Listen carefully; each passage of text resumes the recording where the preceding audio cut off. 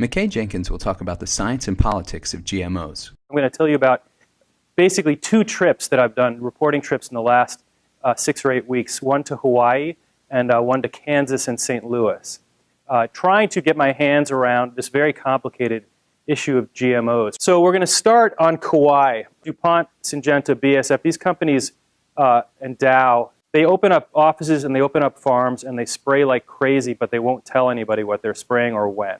And it blows it right into this little town called Waimea, including going into various local public schools, going into people's homes. So what's the upshot of this? In November 2013, Kauai voters passed a law that was going to simply require these companies to tell people what they spray.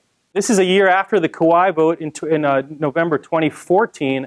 Monsanto and Dow spent $9 million fighting this, right?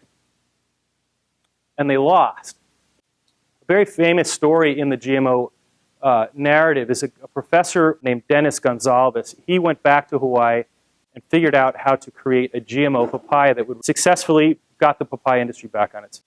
Meanwhile, as they say, right, back in the jungle, meanwhile, on the mainland, there's this constant debate you hear all the time about GMOs being necessary to feed the world, take care of what are called orphan crops, and this real active critique of the demise of public interest agricultural research at land-grant institutions. I went to Kansas to talk to a guy named Wes Jackson. He looks at these 2 lists and sees that the only thing different between 1990 and 2015 in terms of industrial ag is that now we have GMOs and then we didn't. We still have all the other problems.